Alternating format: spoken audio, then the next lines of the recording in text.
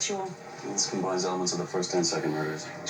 First time was violent and sloppy. No planning, no forensic countermeasures, just a lot of rage. The second murder was more sophisticated.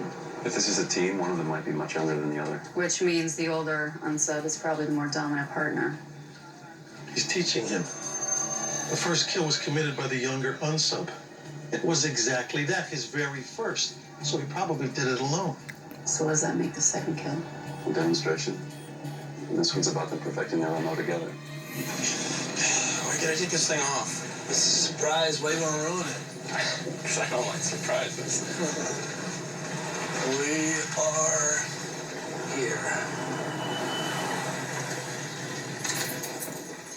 You know, when we started this whole thing, I wasn't sure. I didn't know if you had it in you.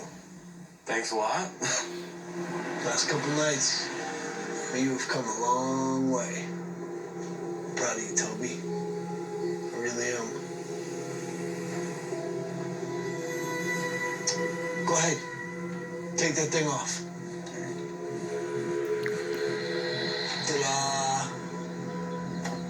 This is your surprise? It's graduation day, my man. Come on. Based on victim type and kill zone dynamics, we believe that we're looking for two white males, one significantly older than the other. The younger unsub, we believe, is an adolescent. He probably lives in the area, so odds are he's a student at a local high school.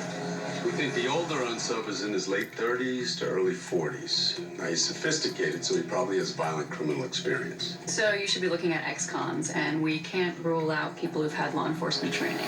The older one had access to teenagers, but somehow he didn't stick out. Which means he most likely lives or works near an area where young people congregate. Like a school, church, or a community center. Now, he's also charismatic, the type of guy that a teen would easily trust. Maybe a teacher or a coach. No. It's lightweight, cheap, and won't last. Now this one, look, it's a little more expensive, but it's worth it. Much like the DC snipers, John Allen Muhammad and Lee Boyd Malvo, this is a mentor-mentee relationship where the older one is attempting to teach the younger one to become a better killer.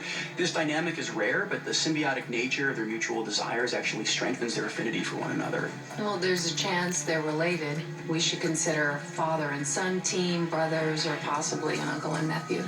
But even if there is no biological connection, this relationship has all the hallmarks of that kind of bond. Everyone's probably looking for a father figure, trying to fill some emotional void. No fuss, no muss. You live your fun and Johnny Law's none the wiser. They prey on prostitutes, so put the word on the street to any of the working girls you may know. Yeah, I guess. It's a $100 titanium framing hammer. Beautiful, easily traced. Now this one, this is your garden variety, $5, 16 ounce with a steel head. Sold at hundreds of stores everywhere. This is the one you want. And their pace is relentless. Given their combined appetites and the player-coach dynamic, these two are especially dangerous. Thank you very much. All right, let's hit it, people. What do you got, Garcia? Sir, I am afraid I have come up dry. A lot of weird stuff happens in South Florida. I found a few hammer attacks, a shocking number of biting attacks, but only one or the other, no combo platters. All right, go back another 10 years. And look nationwide. Our older unsub must have a criminal past. That MO is too specific to just be popping up this late in his life. You got it. Back in a flash. All right, thanks, Garcia. Hey, I ruled out most of the kids on that offender list, but there is one that I'm having brought in. His name is Jose Aguilar. He moved to Miami right around the time the animal murder started. Kicked out of 2 schools in Orlando for bullying, broke one kid's nose, gave the other a concussion. But that's not why I want to talk to him.